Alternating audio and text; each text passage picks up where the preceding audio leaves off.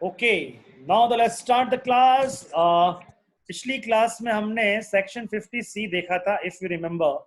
पिछली क्लास में हमने सेक्शन 50C देखा था और 50C था आपका full value of consideration in case of land and building. कि लैंड एंड बिल्डिंग का फुल वैल्यू ऑफ कंसिडरेशन अगर हम रजिस्ट्रेशन करवाने के लिए जाते हैं, अगर हम रजिस्ट्रेशन करवाने के लिए जाते हैं, इसका है क्या? हेलो, फिर अगर आवाज नहीं आई तो फिर आजा यहाँ आके पढ़ ले। तेरे को आवाज नहीं आ रही उस पे तो बेटा फिर यहाँ आके पढ़ लिया कर। हाँ, रामू भैया कैसे हो? क्योंकि अब उसमें क्या है ना कि अब देख, अभी कनेक्टिविटी का इशू, जिसको आवाज नहीं आएगी ना उनको, जैसे तेरे को नहीं आ रही है, दो प्रतापी लोग हैं वहां पे, उनको भी नहीं आ रही होगी। अरे हाँ हाँ, तो वो नहीं आ रही ना, तो अब इसका यही है कि अभी तो आज तो मैं क्लास रिकॉर्ड कर रहा हूँ और वो क्लास रिकॉर्ड में अभी भेज दूंगा उस पर। और सेकंड चीज़ ये, हाँ ये क्लास में रिकॉर्ड कर रहा हूँ, भेज दूंगा, एक बार उसको देखते हैं वो कैसा रहता है।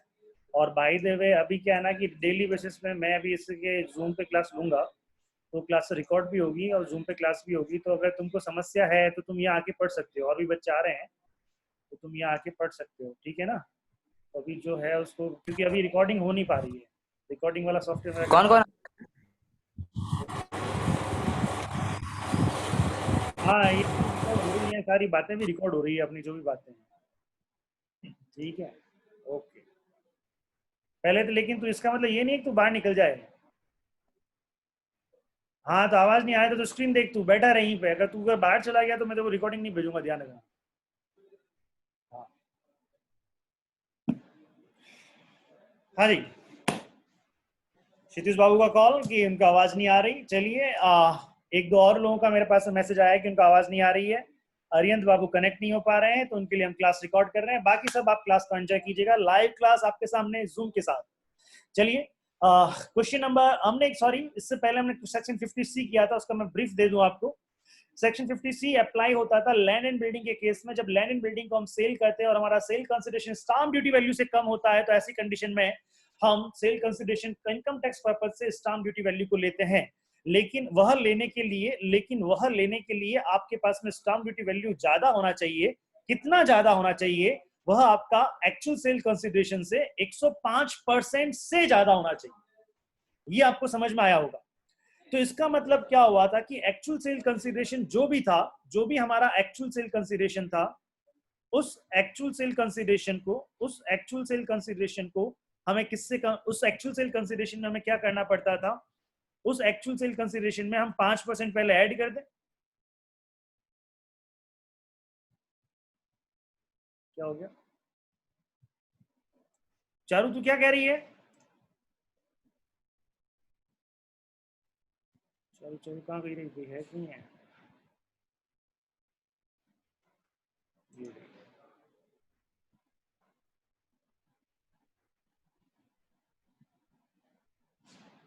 यार ये पाली वाले सारे जुड़े हुए हैं और जोधपुर वाले आउटगोइंग हो रहे हैं, जबकि नेट की स्थिति तो पाली में ज्यादा खराब है। नहीं सर, पाली में अच्छी है सर। पाली में अच्छी है। रहने दे, जगह है सर। अरे कई कई जगह है, मिल गेट है। हाँ एनीवे, क्योंकि सुरेंद्र रोज लाइव आता है। ये जोधपुर वाले सब इधर उधर जा घर पे रहा है। चारू कुछ कह रही थी तू? नहीं सर। तेरा चैटिंग आया, मैसेज आया था? नहीं नहीं, नो सर, कुछ क्या है? अरे आपने बोला ना कि कोई डाउट है, तो मैंने बोला नहीं ऐसे। अच्छा अच्छा, थैंक यू बस। खैर, चलिए वापस आते हैं अपन अपने सब्जेक्ट पे और स्टार्ट करते हैं। उसमें हमने क्या देखा था? हमने ये देखा था कि यार सेक्शन 20C, सॉरी 50C देखा था। और 50C में land and building stamp duty value लेते हैं। कब लेते हैं? जब हमारा स्टाम्प ड्यूटी वैल्यू ज्यादा होता है। कितना ज्यादा होता है? जब हमारा एक्चुअल सेल प्रोसीड होता है उसका 105% से ज्यादा होता है। इसको कंपेयर करने के लिए क्या करेंगे? एक्चुअल सेल प्रोसीड का मल्टीप्लाइड बाय 105% कर सकते हैं और फिर उस वैल्यू को हम स्टाम्प ड्यूटी वैल्यू से कंपेयर कर सकते हैं। या फिर आप क्या कर सकते हो, आपका एक्चुअल सेल प्राइस है उसमें 5% ऐड करें, 5% ऐड करने के बाद में जो अमाउंट आता है उसको आप स्टाम्प ड्यूटी वैल्यू से ज्यादा करें। उसको आप स्टाम्प ड्यूटी वैल्यू से कंपेयर करें। अगर आप कंपेयर करने के बाद में आपका स्टाम्प ड्यूटी वैल्यू अगर ज्यादा होता है, आपका स्टाम्प ड्यूटी वैल्यू अगर ज्यादा होता है, आपका स्टाम्प ड्यूटी वैल्यू अगर ज्यादा होता है बेटा, तो स्टाम्प ड्यूटी वैल्यू को हम क्या लेंगे, फुल वैल्यू ऑफ कंसिडरेशन लेके क्वेश्चन करेंगे। और अगर स्टाम्प ड्यूटी वैल्यू ज्यादा नहीं है उस 105% से, तो आपका जो एक्चुअल सेल कंसिडरेशन है उसी को हम क्या करेंगे, उसी को हम फुल वैल्यू ऑफ कंसिडरेशन लेंगे। चलिए एक छोटा सा क्वेश्चन इसके ऊपर देखते हैं, जो मैंने बोला था क्वेश्चन नंबर 27 और 28 करने का मैंने बोला था। जो वरुण ने तो मेरे को कॉल करके पूछ लिया था कौन सा क्वेश्चन है, तो मैंने उसको बता दिया था। आइए छोटा सा क्वेश्चन, प्यारा सा क्वेश्चन, क्वेश्चन नंबर 27 आपकी स्क्रीन पे। Mister J gives you the following data, आपको दो सिचुएशन दे रखी है और उसमें declared sale consideration, what does it mean, it is actual sale consideration. ये क्या है बाबू, एक्चुअल सेल कंसिडरेशन। एपीएसपी आवाज आ रही है? तो स्क्रीन शेयर नहीं हुई। हाँ जी, स्टाम्प ड्यूटी वैल्यू कितना है आपका, 220। अच्छा, अब आप मुझे एक चीज बताओ, अब इसको मुझे कंपेयर करना है, अब इसको मुझे कंपेयर करना है, तो या तो मैं क्या करूं, यहाँ पे ये जो 200 है ना, 200 का सीधा सीधा क्या करें अपन, 5% कर लें। सर स्क्रीन कहाँ है? स्क्रीन नहीं आ रही है? नहीं आ रही सर।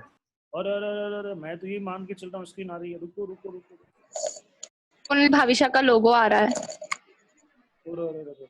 सीधे बोले ना यार, मैं तो हाँ अभी रुको, आएगा आएगा बेटा, आएगा आएगा आएगा, आ गया screen? Yes sir. Thank you. Rahul आ गया भाई स्क्रीन? हाँ सर, आ गया आ गया। Yes sir. हाँ चलिए, अब देखिएगा यहाँ पे अगर मैं बात कहता हूँ, देखिए declared sale consideration, actual sale consideration कितना है आपका यहाँ पे, वो है सिचुएशन 1 में 200। क्या है सिचुएशन 1 में 200 है आपका। अच्छा, इसमें आप क्या करो, इसमें आप ऐड करो, ऐड क्या करो, ऐड 5%, या इसका सीधा सीधा इसका 200 का कितना परसेंट निकाल सकते हो आप, 105%। तो अगर मैं 200 का 105% निकालता हूँ इनटू 105%, लगे रहो, कनेक्ट नहीं हो रहा है तो लगे रहो एक बार, और क्लास भी रिकॉर्ड कर रहा हूं मैं, अब कनेक्ट नहीं हो रहा उसका क्या करें। हाँ जी, और ये ले एडमिट, उसको बोल कर दिया, एडमिट कर दिया।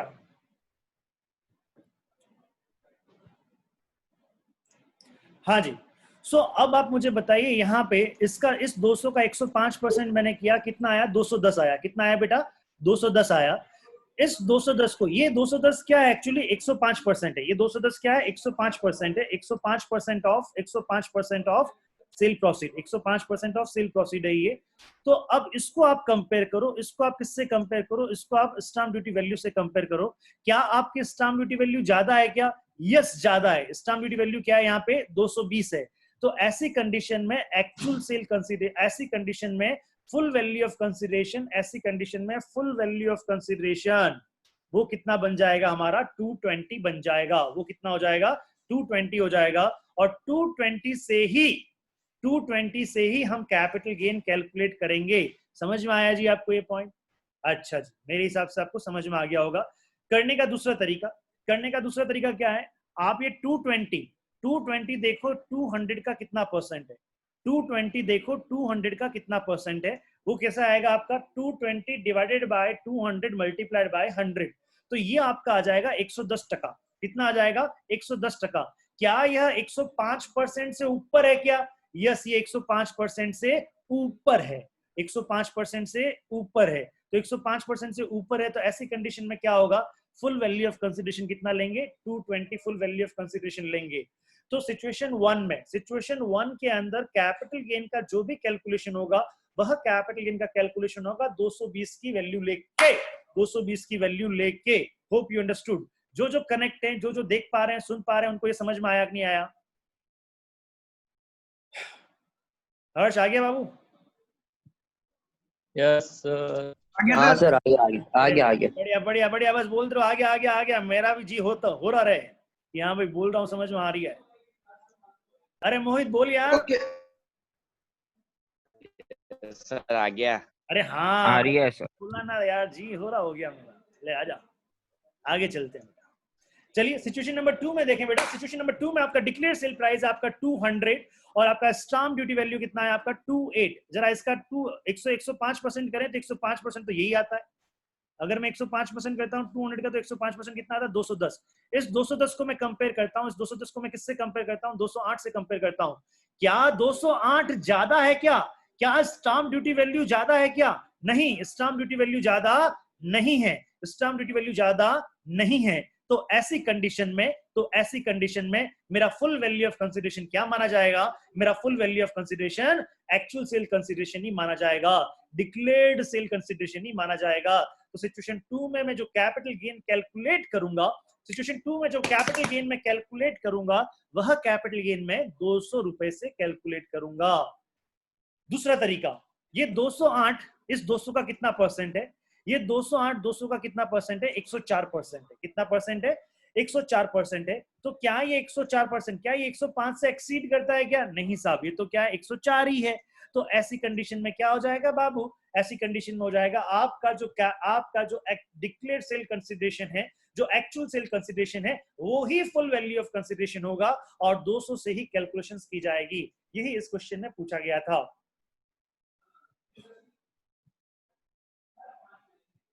आइए नेक्स्ट एक क्वेश्चन है, क्वेश्चन नंबर 28। ये क्वेश्चन नंबर 28 आप कीजिएगा, मैं नहीं कर रहा। क्वेश्चन नंबर 28 आपको करना है बेटा।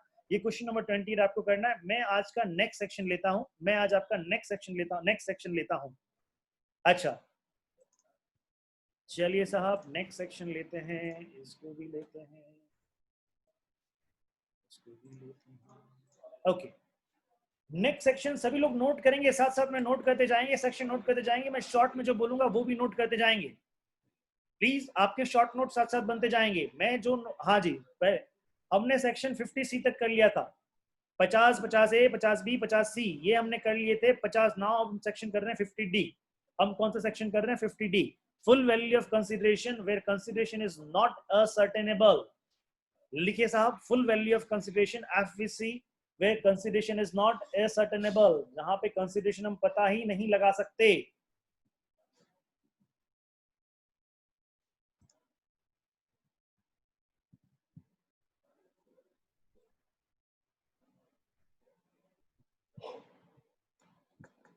Full value of consideration where consideration is not ascertainable, तो इसमें लिखें, डैश करके लिख दें, fair market value of the assets will be full value of consideration. Fair market value of asset will be full value of consideration. Fair market value of asset given is full consideration. एक बार पढ़ते हैं ये clause क्या कहता है, एक बार पढ़ते हैं।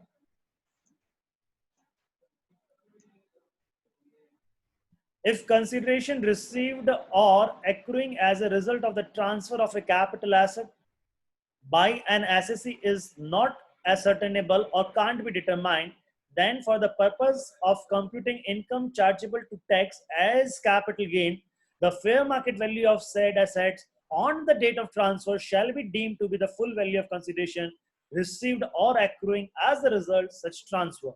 क्या कहता है? सिंपल सी बात ये कहता है कि अगर मैंने कोई एसेट्स ट्रांसफर की, अगर कोई मैंने एसेट्स ट्रांसफर की है और उस एसेट्स का फुल वैल्यू ऑफ कंसिडरेशन पता नहीं चल रहा, मैंने एक एसेट्स ट्रांसफर कर दी है, मैंने एक एसेट्स किसी, सपोज कीजिएगा मैंने एक एसेट्स MJ को ट्रांसफर कर दिया है और MJ ने क्या किया, उसके बदले में वो एसेट्स का एक्चुअल में उसकी फेयर वैल्यू जो है, उस एसेट्स की एक्चुअल में फेयर वैल्यू तो है, बहुत ज्यादा फेयर वैल्यू है, लेकिन MJ ने क्या किया, मुझे उसके बदले में कोई और चीज, एक्सचेंज में कुछ और चीज दे दी। क्या मतलब हुआ? एक एसेट्स मैंने दी और दूसरी एसेट्स मैंने ली, एक एसेट्स मैंने दी और दूसरी एसेट्स मैंने ली। तो जो एसेट्स मैंने ली है वापस बदले में, उसका कोई भी वैल्यूएशन नहीं हो पा रहा, कोई भी वैल्यूएशन नहीं हो पा रहा। तो ऐसी कंडीशन में फुल वैल्यू ऑफ कंसिडरेशन क्या होगा? जो एसेट्स मेरे यहां से जा रही है, जो एसेट्स में ट्रांसफर कर रहा हूं, उस एसेट्स का डेट ऑफ ट्रांसफर के दिन फेयर मार्केट वैल्यू क्या है, उसकी मार्केट में वैल्यू क्या है, वह मुझे असर्टेन करनी पड़ेगी और वह फेयर मार्केट वैल्यू ही मेरा फुल वैल्यू ऑफ कंसिडरेशन होगा। कंक्लूजन क्या कहता है? सेक्शन 50D ये बताता है कि कोई भी एसेट जब आप ट्रांसफर कर रहे हैं, कोई भी एसेट्स जब आप ट्रांसफर कर रहे हैं और ट्रांसफर करते समय यदि आपको फुल वैल्यू ऑफ कंसिडरेशन नहीं पता है तो उसका आप फेयर मार्केट वैल्यू ले सकते हैं और फेयर मार्केट वैल्यू से कैपिटल गेन कैलकुलेट कर सकते हैं। होप यू अंडरस्टूड, ये आपको समझ में आ गया होगा। चलिए सेक्शन 50D में इतना ही। तो सेक्शन 50D आपने लिखा होगा और नीचे डैश करके लिख दिया होगा full fair market value of said assets will be the full value of consideration. इतना सा आपको लिखना है और ये इस सेक्शन की लैंग्वेज है जो मैंने आपको पढ़ा दी। Now section 51। सेक्शन 51 क्या कहता है? Advance money forfeited. क्या भला है ये एडवांस मनी फॉरफिटेड? मान लो मेरे पास में एक गाड़ी या एक बंगला है। मेरे पास में एक बंगला है और वो बंगला, कौन कौन पार्टिसिपेंट है देखें। हाँ जी, चलिए, ये गैलेक्सी 6J6 कौन है भाई? मैं हूँ सर, जितेंद्र। ओह, आप हैं क्या? अच्छा। Good morning sir. मान लेते हैं कि हमने क्या किया, व्हाट वी हैव डन। मेरे पास में एक बिल्डिंग, एक बंगलो है और वो बंगलो लेने के लिए, चलिए जितेंद्र मेरे पास में आया।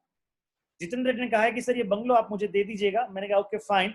बंगलो की कीमत डिसाइड हो गई, उसके और मेरे बीच में डिसाइड हो गई, और उसके और मेरे बीच में डिसाइड हो गई 2 करोड़ रुपए।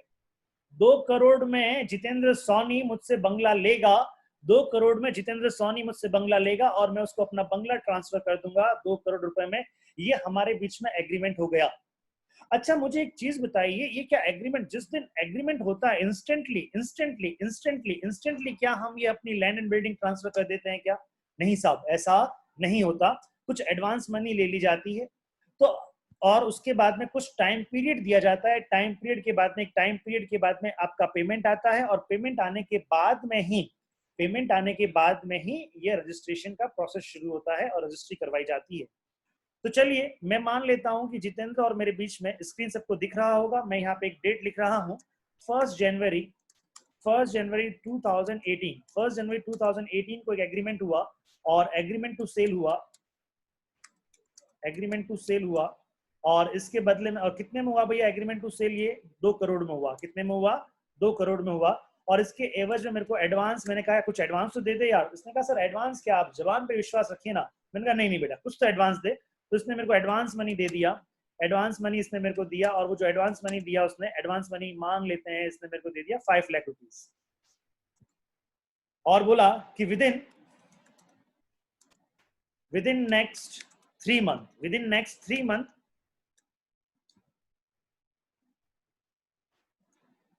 3 मंथ्स मैं आपको बैलेंस पेमेंट कर दूंगा, और ये आप मेरे को इस बिल्डिंग का रजिस्ट्री मेरे नाम से आप करवा दें और मेरे बिल्डिंग मेरे नाम से ट्रांसफर कर दें। चलिए साहब, ये एग्रीमेंट हो गया।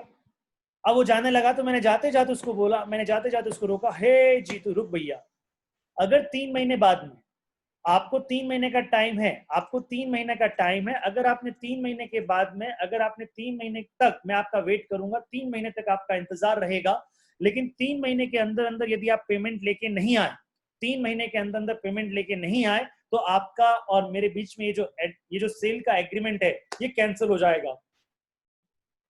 अगर 3 महीने के अंदर अंदर आप अगर आप 3 महीने के अंदर अंदर आप पैसा लेके नहीं आए, आपने एग्रीमेंट को एग्जीक्यूट नहीं किया, तो ये कैंसिल हो जाएगा साहब। ये क्या हो जाएगा? एग्रीमेंट कैंसिल हो जाएगा।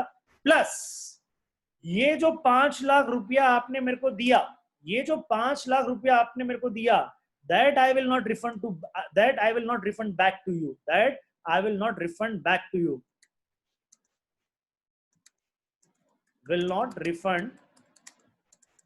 back to you. What does it mean? It means ये हो गया कि 3 महीने के अंदर अंदर उनको पैसा मेरे को देना ही पड़ेगा। अगर वो 3 महीने के अंदर पैसा नहीं देते हैं, तो ये 5 लाख रुपया भैया मैं उसको वापस नहीं दूंगा। एग्रीमेंट तो कैंसिल होगा ही, ये 5 लाख रुपया मैं उसको वापस भी नहीं दूंगा, और मैं खा पी के उसको हजम कर जाऊंगा। That is advance money forfeited. इसको क्या बोलते हैं? Advance money forfeited. क्लियर? 1 अप्रैल 2014 से पहले और उसके बाद में इससे सिचुएशन में थोड़ा डिफरेंस है। अब देखिए, एक ऐसी एसेट है, चलिए ये तो समझ में आया आपको, ये तो 1 जनवरी अगर मैं बात कहूं, यहाँ पे ये एडवांस मनी कब मिली मेरे को? ये एडवांस मनी मिली मेरे को 1 जनवरी 2018 को। ये एडवांस मनी कब मिली है मेरे को? 1 जनवरी 2018 को मिली है।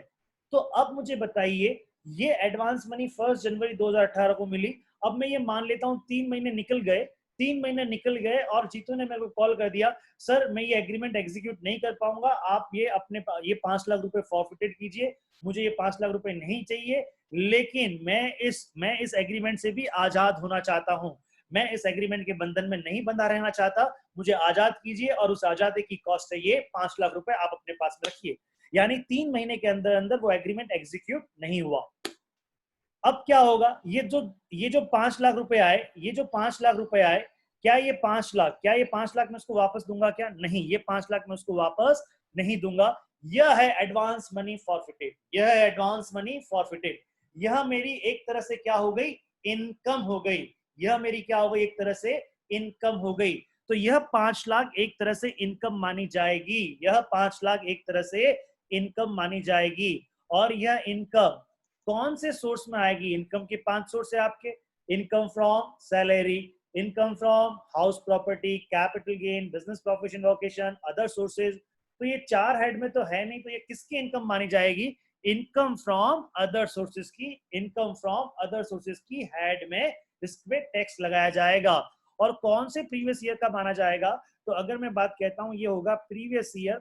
कौन से प्रीवियस ईयर में मिला ये मेरे को मिला प्रीवियस ईयर 2017-18, प्रीवियस ईयर 2017-18 और असेसमेंट ईयर 2018-19, असेसमेंट ईयर 2018-19। मेरी बात समझ में आ रही होगी आपको?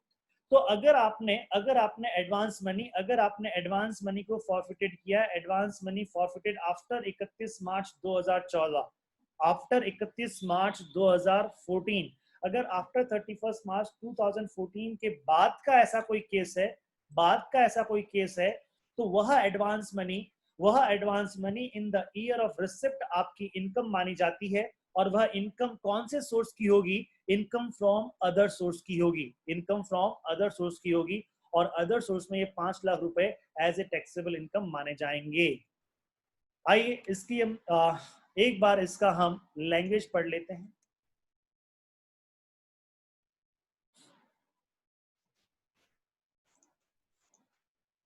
Any amount received as an advance or otherwise in the course of negotiation of the transfer of a capital assets, यानी in the course of agreement भी कह सकते हैं, for the simple language कि agreement के दौरान क्या हो गया, agreement के दौरान आपको क्या हुआ, कुछ एडवांस मनी रिसीव हुआ।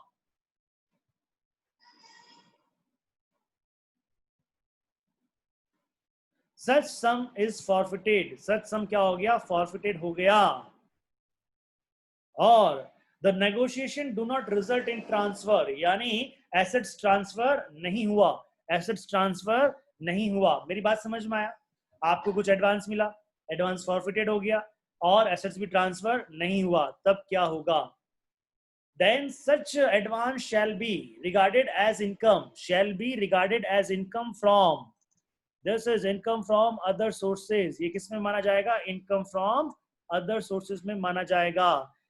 समझ में आ रही है बात? इनकम फ्रॉम अदर सोर्सेज ये माना जाएगा। और इसको मैं यहां से कैश कर दूंगा। क्लियर है सब? तो ऐसी एडवांस मनी जो मुझे 31/3 यहाँ पे डेट याद रखनी पड़ेगी बेटा, या तो 1 अप्रैल 2014 याद रख लो, 1 अप्रैल 2014। और उसके बाद में यदि कोई एडवांस मनी मिलती है तो हम क्या, और वो एडवांस मनी फॉरफिटेड कर लेते हैं, तो वह advance money income from other sources में टैक्सेबल होती है, इनकम फ्रॉम अदर सोर्सेज में टैक्सेबल होती है। होप यू अंडरस्टूड और होप यू रिमेंबर। क्लियर है साहब? आपको ये समझ में आ गया? चलिए, अच्छा यही केस अगर सपोज कीजिएगा, यही केस में 1 जनवरी 2018 का ना करके मैं यहाँ पे कर देता हूँ 1 जन 2014, 1 जन 2014 का कर देता हूँ। Same case, everything is same, 1 जन 2014। क्या डिफरेंस होगा? तो समझे, मैंने एक घर, अब मैं इसमें एक और पॉइंट ले लेता हूं, मैंने एक हाउस परचेज किया था, मैंने एक हाउस परचेज किया था। बेटा जी वो परचेज किया था मैंने, अरे मान लेते हैं मैंने वो 65 लाख में परचेज किया था। कितने में परचेज किया था बेटा? 65 लाख में मैंने वो घर परचेज किया था। और वह घर जो मैंने परचेज किया था, ये घर मैंने परचेज किया, मैं मान लेता हूं मेरा ईयर है ईयर 2005-06 में मैंने ये घर परचेज किया। और वो घर कितने में परचेज किया? 65 लाख में मैंने वो घर परचेज किया। अब बेटा जी क्या हुआ, उस घर को मैंने सेल करने का क्या किया, एक कॉन्ट्रैक्ट किया, एक एग्रीमेंट किया। कितने में सेल करने का है? 2 करोड़ में सेल करने का है। मैंने जितेंद्र को इस बार चलिए मैंने क्या किया, मैं अमन अली को मैं सेल करता हूं और अमन अली को मैंने सेल किया और अमन अली को मैंने 2 करोड़ में सेल किया। वही एडवांस मनी 5 लाख आ गया। 3 महीने का टाइम पीरियड दिया गया। 3 महीने बाद में अमन अली ने कह दिया हाँ नहीं सर नहीं सर नहीं सर, मैंने तो उस पैसे का खाना खा लिया, मैंने तो उस पैसे का, ये कौन बदतमीजी कर रहा है? Don't do this again. Hope आपको ये बात क्लियर समझ में आ गई होगी। अभी जिसने भी येलो साइन किया है, don't do it again, that's it, it's my final warning. आप लोगों को समझ में नहीं आ रहा है? हाँ जी। तो अगर मैंने यहाँ पे क्या किया, मैंने अमन अली से मैंने क्या किया, अमन अली को मैंने 2 करोड़ में बेच दिया। अमन अली 3 महीने बाद आया, सर उसको कैंसिल कर दीजिएगा सर, मेरे पास में पैसे नहीं है, उस पैसे का तो मैं खाना खा गया। अच्छा साहब, तो मैंने कहा बेटा 5 लाख तो मैं वापस नहीं दूंगा। अब मैंने क्या किया, वो 5 लाख रुपए फॉरफिटेड कर लिए। सिचुएशन वही है लेकिन डेट चेंज है साहब, सिचुएशन वही है लेकिन डेट चेंज है। अब डेट, ये कौन सी डेट है आपकी? ये डेट है आपकी 1 Jan 2014। Your date is 1 Jan 2014 guys. Now अब ये जो डेट है, यह डेट 31 मार्च से पहले है, यह डेट 31 मार्च से पहले है। तो 31 मार्च 2014 यानी 1 अप्रैल 2014 से पहले है। तो अगर ऐसा कोई सिचुएशन है बेटा, अगर बेटा ऐसा कोई सिचुएशन है जो 1 अप्रैल 2014 से पहले है, 1 अप्रैल 2014 से पहले है, और 1 अप्रैल 2014 से पहले किसी कैपिटल एसेट्स पे, again please mind my language, 1 अप्रैल 2014 से पहले, या इसको मैं दूसरे शब्दों में यह भी कह सकता हूं, ऑन और बिफोर 31 मार्च 2014, ऑन और बिफोर 31 मार्च 2014 अगर आपको क्या मिला है, एडवांस मनी मिला है, और उस एडवांस मनी को आपने फॉरफिटेड किया है, तो वह एडवांस मनी, उसका ट्रीटमेंट कुछ अलग होता है। मैंने कितना एडवांस मनी लिया बेटा? मैंने 5 लाख एडवांस मनी फॉरफिटेड कर लिया। तो ऐसी कंडीशन में वो क्या कहते थे, पहले इनकम टैक्स वाले क्या कहते थे, पहले इनकम टैक्स वाले कहते थे कि अगर ऐसा सिचुएशन है तो यह 5 लाख रुपए, आपको 5 लाख रुपए मिल गए, तो अब आप ये मान लो कि ये 5 लाख रुपए आपको रिकवर हो गए। किसके अगेंस्ट में रिकवर हो गए? आपकी हाउस की कॉस्ट के अगेंस्ट में रिकवर हो गए। किसके अगेंस्ट में रिकवर हो गए बच्चा? हाउस की कॉस्ट के अगेंस्ट में रिकवर हो गए। मेरी बात समझ में आई आप? क्लियर है ये पॉइंट? तो यहाँ पे अगर आपका एडवांस मनी पहले मिला हुआ है, अगर आपका एडवांस मनी ऑन और बिफोर 31 मार्च 2014 को मिला हुआ है, तो ऐसी कंडीशन में क्या होगा, और उस एडवांस मनी को आपने फॉरफिटेड कर लिया, तो ऐसी कंडीशन में वह एडवांस मनी आपका कॉस्ट ऑफ एक्विजिशन में से, या आपका WDV में से, या आपका फेयर मार्केट वैल्यू में से, जो भी सिचुएशन होती है, जो आप कॉस्ट ऑफ एक्विजिशन लेते हैं, उस कॉस्ट ऑफ एक्विजिशन में से आपका वह एडवांस मनी फॉरफिटेड कम हो जाएगा, लेस हो जाएगा। मींस आपका कॉस्ट ऑफ एक्विजिशन उतने रुपए से क्या हो जाएगा? कम हो जाएगा, उतने रुपए से कम हो जाएगा। Hope you understood. चलिए आइए बात करते हैं, ये कम होगा या नहीं होगा। हाउस परचेज किया आपने 65 लाख में, और इसमें से अगर मैं ये लेस करता हूं advance money forfeited, advance money forfeited, और वो एडवांस मनी फॉरफिटेड कितना है आपका? 5 लाख, और ये 5 लाख लेस करता हूं, यहाँ पे मैंने 5 लाख लेस कर दिया, तो अब मेरा कॉस्ट ऑफ एक्विजिशन कितना रहा? अब मेरा कॉस्ट ऑफ एक्विजिशन रहा बेटा 60 लाख। कितना रहा? 60 लाख। समझ में आया आपको ये पॉइंट? एडवांस मनी अगर आपको पहले मिला है, यानी 1 अप्रैल 2014 से पहले मिला है, 1 अप्रैल 2014 से पहले एडवांस मनी मिला और आपने उसको फॉरफिटेड कर लिया, तो वो फॉरफिटेड एडवांस मनी आप किस में से कम कर देंगे? वो फॉरफिटेड एडवांस मनी आप अपने कॉस्ट ऑफ एक्विजिशन में से कम कर देंगे, और आपकी कॉस्ट ऑफ एक्विजिशन रिड्यूस हो जाएगी, और रिड्यूस होने के बाद में वो रिड्यूस कॉस्ट ऑफ एक्विजिशन से आगे की कार्यवाही की जाएगी। अगर आपका एडवांस मनी 1 अप्रैल 2014 या उसके बाद में है, अगर आपका एडवांस मनी 1 अप्रैल 2014 या उसके बाद में रिसीव हुआ है, और फिर उसके बाद में आपने उसको फॉरफिटेड किया है, तो ऐसी कंडीशन में उसको कॉस्ट ऑफ एक्विजिशन से रिड्यूस नहीं किया जाएगा।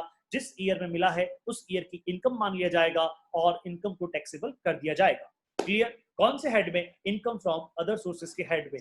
ये कहता है मेरा सेक्शन 51, ये कहता है मेरा section 51। Hope you understood. Clear? समझ में आया बेटा आपको ये? चलिए, ये समझ में आ गया होगा आपको। किसी को कोई डाउट हो इस एडवांस मनी में, सेक्शन 51 में किसी को कोई डाउट हो प्लीज बताएं, और नहीं तो अपना हैंड रेस कर दें। अगर समझ में आ गया है तो अपना हैंड रेस कर दें।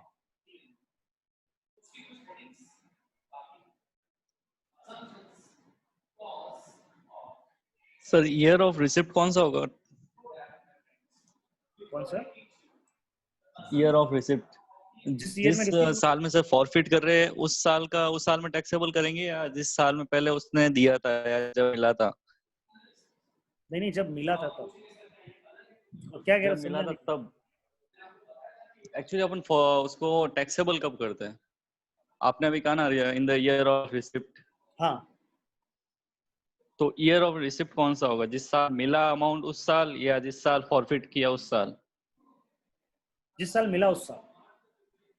जिस साल मिला उस साल। अच्छा, राइट। जैसे सपोज करो कि यहाँ पे आपका,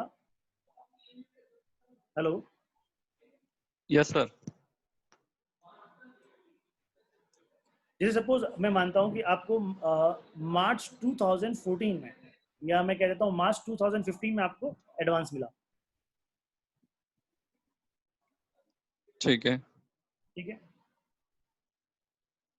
मार्च 2014 में आपको क्या मिला, मार्च 2015 में आपको क्या मिला? एडवांस मिला। अब उसको आपने 3 महीने दिए।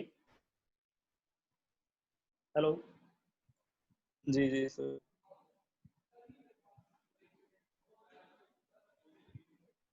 Hello, yes. हाँ वो आवाज आ रही है।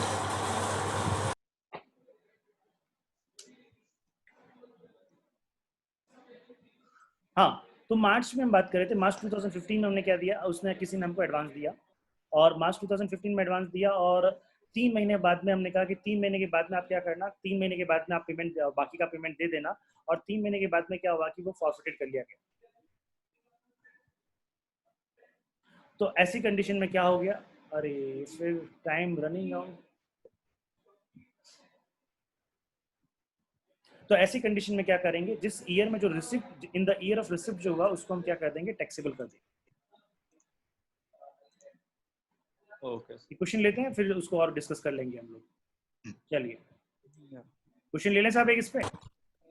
सर अभी इस डेट पे तो एडवांस जो ये एडवांस मनी के ट्रांजैक्शन है ना 31/3/2014 के, तो बहुत कम ही होंगे ना? हाँ, हो सकते हैं, मैं ये नहीं कह रहा हूँ, कंफ्यूजन तो उसको हम पढ़ रहे हैं। बहुत कम ही होंगे। अब तो क्या होगा?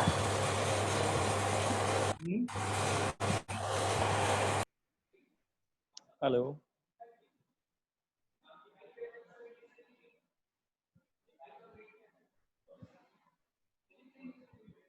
हेलो। हेलो, सर आवाज आ अगर रही है ऐसा सर? केस हो कि सर अगर एक साल बाद में आपको फाइनल पेमेंट करना, तो उस सिचुएशन में कैसा होगा सर? अपन फिर प्रीवियस ईयर में टैक्सेबल करेंगे? तो अब ऐसी सिचुएशन में क्या है कि यस, अगर प्रैक्टिकल सिचुएशन में तो क्या होता है कि सही मायने में तो जिस ईयर में वो मनी फॉरफिटेड होती है उस ईयर में टैक्सेबल होना चाहिए। हाँ। राइट? होना चाहिए कि जिस ईयर में जी। फॉरफिटेड है उस ईयर में टैक्सेबल होना चाहिए। बट अभी क्या है, इसके बारे में किस ईयर में टैक्सेबल होगा in the year of receipt, ये क्लियरिटी नहीं है, तो हम in the year of receipt मानते हैं। और अभी तक in the year of receipt है, इस पे कोई केस लॉज भी नहीं है कि मैं उसका रेफरेंस दे सकूं। ठीक है, अच्छा, ओके सर।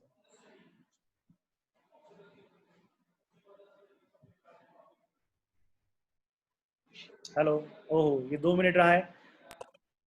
पर सर एक बात बताओ सर, अपन को कैसे पता चलेगा एक साल बाद कि ये एग्रीमेंट कैंसिल हो गया? मतलब ऐसे उसने किया नहीं वो, तो अपन उस साल में कैसे टैक्सेबल कर सकते हैं? अपन को तो पता ही नहीं होगा ना। अरे अरे, वही मैं कह रहा हूँ बेटा, इस साल में क्या होता है, री ओपनिंग असेसमेंट होता है। असिस्टेंट, अगर पुराना असिस्टेंट को री ओपन करना होता है तो वो भी प्रॉपर नहीं आ रहा। ये भी एक होता है। आवाज ही नहीं आ रही सर। अभी रुको, मैं एक बार वापस रिकनेक्ट होता हूँ आपसे, रुको, कहीं ना जाइए, रिकनेक्ट होता है।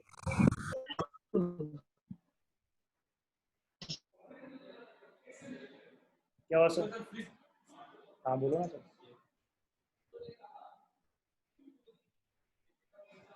मीटिंग एंड कहाँ से होती है?